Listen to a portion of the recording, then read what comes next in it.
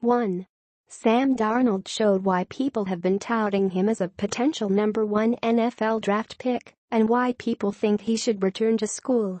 On USC's second drive, Darnold was bailed out on a seemingly easy pick-6 thanks to a dropped interception and an insanely dumb roughing the passer penalty that occurred a few seconds after he released the pigskin.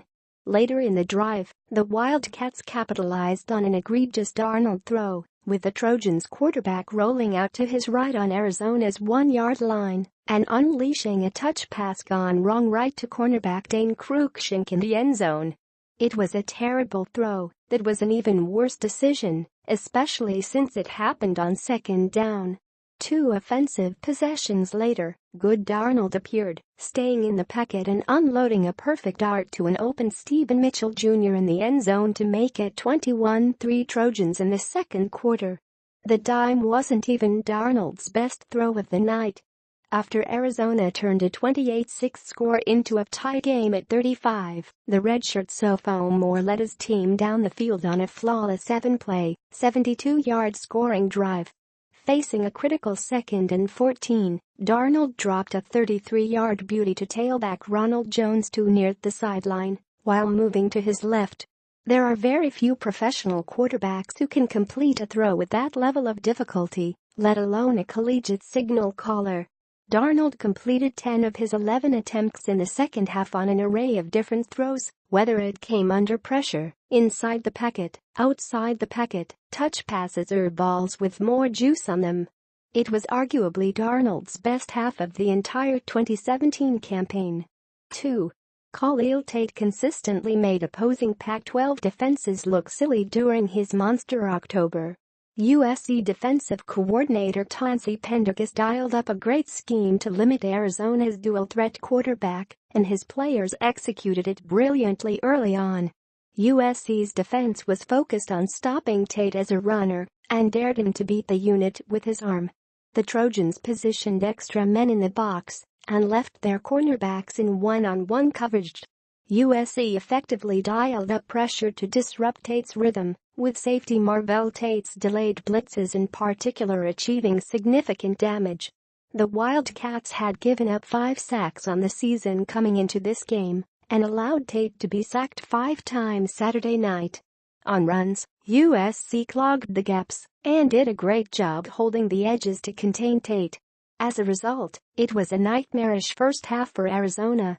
The Wildcats only mustered 91 yards in the game's first 30 minutes, with Tate accounting for only 56 of it himself, the 4th lowest total in the Rich Rodriguez era, with the offense's longest play going for 12 yards.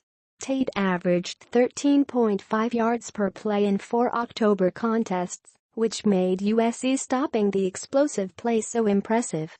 Tate's magic reappeared in the second half. USC was biting on facts it had bottled up in the first half and didn't seal off the edge nearly as well either thanks to Arizona running a lot more counteraction. Tate ran for a 32-yard touchdown and tossed a 30-yard score to Sean Brown on 4th down to cut Arizona's 22-point deficit to 8.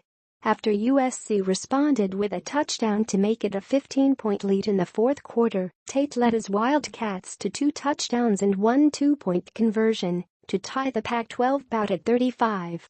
However, when he had a Heisman moment opportunity down 7 with 5:37 left, Tate lofted an ugly interception downfield on the first play of the drive. He was also picked off on the following drive, but that was after John Houston ripped the ball away from an Arizona wideout. In all, Tate completed 14 of 31 throws for 146 yards with 2 touchdowns and interceptions apiece to go along with 161 yards and another score on 26 carries. His 5.4 yards per play was easily his least efficient game, but at least he and Rich Rodriguez showed they can adjust to a defense with a strong game plan against them. 3. As much as I'd love to highlight another player with my third thought, Ronald Jones too, I'd be hard-pressed to discuss this game without the dumpster fire that was the Pac-12 referees. After a solid first half, the refs took over in the third quarter. whether it was stopping play to discuss a possible penalty that they wouldn't end up calling or reviewing a targeting that clearly didn't happen. The Zebras ruined the flow of the game. At one point in the third, there were 5 booth reviews in 3 minutes of game clock, and 2 of them were incorrect targeting calls.